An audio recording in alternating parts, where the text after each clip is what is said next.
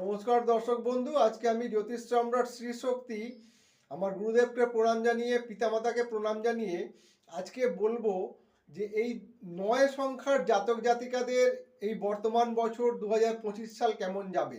৯ সংখ্যার যেসব জাতক জাতিকারা আছে তাদের এই বছরটাই কিন্তু খুবই উন্নতির শিখরে পৌঁছানোর বছর।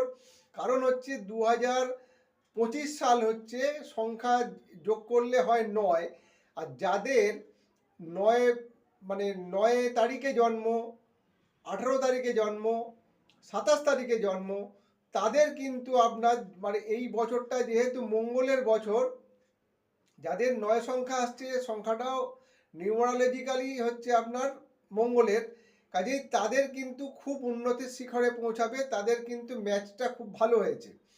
যারা জমি জমা কিনতে চাইছেন বা ফ্ল্যাট কিনতে চাইছেন তাদের ক্ষেত্রে এই বছরটা মানে খুবই ভালো ৯ সংখ্যার জাতক জাতিকাদের।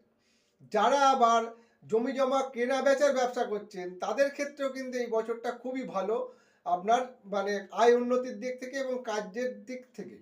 আবার অনেক সময় যারা পুলিশ বিভাগে বা আপনার যারা মিলিটারিতে চাকরি করছে বা অগ্নি সংক্রান্ত বিষয় নিয়ে কাজকর্ম করে, হ্যাঁ, বা ফায়ার সার্ভিসে কাজকর্ম করে, তাদের ক্ষেত্রেও কিন্তু বলবো এই বছরটা খুবই ভালো যাবে।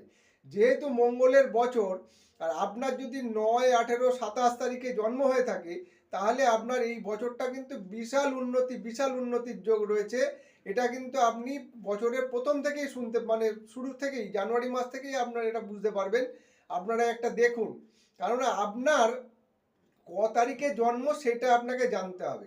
মঙ্গল কি দেয়? বিক্রম, সাহস এবং আপনার প্রতিযোগিতামূলক জায়গায় এগোনো এবং আপনার মানে একটা অ্যাডমিনিস্ট্রেটিভ ডিপার্টমেন্টে যাওয়া, জমি জমা মঙ্গলের যে ইয়ে আছে তাতে করে জমি জমা ল্যান্ড প্রপার্টি যারা নিয়ে ব্যবসা করছে বা যারা এখন হয়তো কিনবে বলে ভাবছে তাদের ক্ষেত্রে কিন্তু এই বছরটা বিশাল একটা উন্নতির যোগ।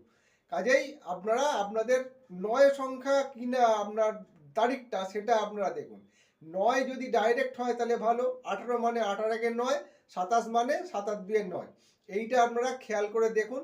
আপনার ৯ তারিখে জন্ম যদি হয় খুবই শুভ হবে। নমস্কার দর্শক বন্ধু, সবাই সুস্থ থাকবেন, ভালো থাকবেন।